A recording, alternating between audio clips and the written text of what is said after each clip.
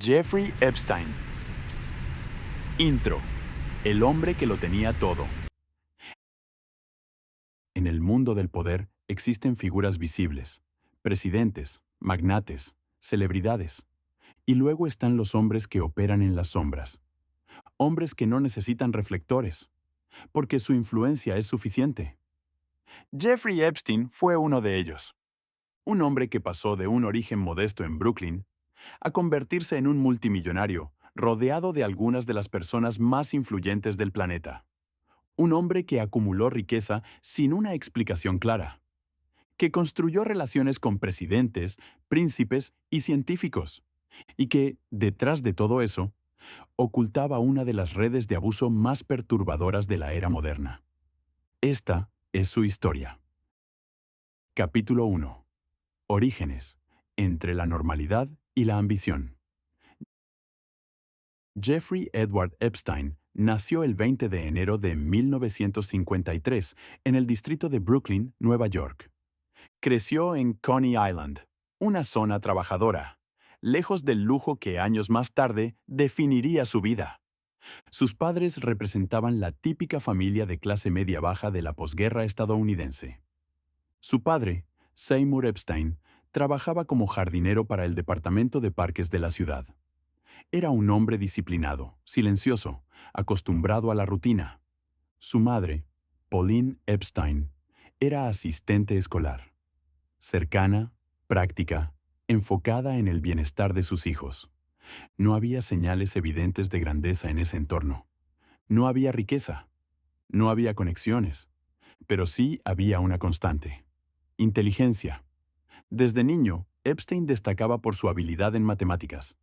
Tenía una mente analítica, rápida, capaz de comprender patrones complejos con facilidad, pero también mostraba rasgos que más adelante se volverían característicos. Reservado, observador, socialmente calculador. No buscaba necesariamente encajar, sino entender cómo funcionaban las dinámicas a su alrededor. Capítulo 2. Educación. El genio incompleto. Durante su juventud, Epstein mostró suficiente talento académico para ingresar a instituciones relevantes. Asistió primero a la Cooper Union y después al Instituto Courant de Matemáticas de la Universidad de Nueva York. Pero nunca terminó una carrera universitaria. Este hecho, en condiciones normales, habría limitado sus oportunidades. Pero Epstein no operaba bajo condiciones normales. En lugar de seguir el camino tradicional, tomó un atajo. Uno que dependería no de credenciales, sino de percepción. Capítulo 3. El primer acceso. La puerta a la élite. A pesar de no tener título, Epstein consiguió empleo como profesor en la Dalton School, una institución privada de élite en Manhattan. Este no fue un paso menor. Dalton no era simplemente una escuela, era un punto de contacto con el poder. Ahí estudiaban los hijos de familias influyentes, millonarias, conectadas. Epstein no solo enseñaba matemáticas, observaba, aprendía, analizaba cómo se comportaban los ricos, cómo hablaban, cómo se relacionaban, y eventualmente comenzó a acercarse. Uno de esos contactos cambiaría su vida. El padre de uno de sus alumnos era Alan Greenberg, una figura clave en el banco de inversión Bear Stearns. Greenberg vio algo en Epstein. Tal vez inteligencia, tal vez audacia, tal vez una capacidad inusual para entender el lenguaje del dinero, y decidió abrirle la puerta. Capítulo 4. Wall Street. El aprendiz de poder. Epstein ingresó a Bear Stearns sin experiencia formal en finanzas, pero rápidamente demostró que entendía algo fundamental. En Wall Street, el conocimiento técnico es importante, pero las relaciones lo son más. Aprendió a moverse en entornos de alto nivel, a proyectar confianza, a manejar información sensible. Su ascenso fue rápido, pero también lo fue su salida. En 1981, Epstein dejó la firma en circunstancias poco claras. Algunas versiones hablan de irregularidades, otras de conflictos internos. Nada fue confirmado oficialmente. Pero lo que siguió fue aún más extraño. Capítulo 5. La fortuna sin explicación. Tras dejar Bear Stearns, Epstein fundó su propia firma, J. Epstein y Co. Su modelo era atípico. Solo aceptaba clientes extremadamente ricos. No ofrecía servicios tradicionales y mantenía un nivel de secretismo inusual. No estaba claro cómo generaba su dinero. No había transparencia. Y aún así, su riqueza crecía. Este es uno de los mayores misterios de su vida. ¿Cómo se convirtió en multimillonario? Algunas teorías sugieren gestión de fortunas privadas, estrategias fiscales complejas, manejo de activos para élites, pero ninguna explicación ha sido completamente comprobada. Capítulo 6. El imperio, lujo, poder y acceso. Durante los años 90 y 2000, Epstein construyó una vida que parecía sacada de una película. Mansiones, jets privados, una isla en el Caribe. Pero más importante que sus propiedades, eran sus conexiones. Se rodeó de figuras como Bill Clinton, Donald Trump, Prince Andrew.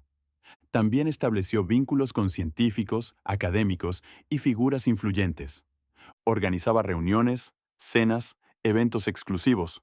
Era un facilitador, un conector, un hombre que sabía juntar a las personas correctas en el momento adecuado. Pero esa red tenía otro propósito. Capítulo 7. La oscuridad. El sistema de abuso. A principios de los años 2000, comenzaron a surgir acusaciones. Lo que inicialmente parecían incidentes aislados, pronto revelaron un patrón, un sistema. Las denuncias describían reclutamiento de menores, uso de intermediarias, pagos para asegurar silencio. No era impulsivo, era estructurado, organizado, repetitivo. Capítulo 8. El acuerdo que cambió todo. En 2008, Epstein enfrentó cargos formales, pero el resultado sorprendió al mundo. Logró un acuerdo con la fiscalía que redujo significativamente sus consecuencias. El acuerdo fue aprobado por Alexander Acosta. Epstein cumplió solo 13 meses. Con privilegios inusuales. Para muchos, esto confirmó una sospecha. El sistema no era igual para todos. Capítulo 9. El silencio y los que no callaron.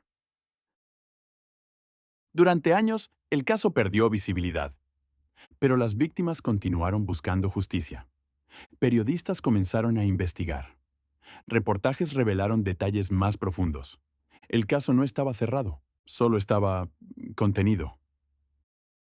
Capítulo 10. La caída. El regreso de la justicia.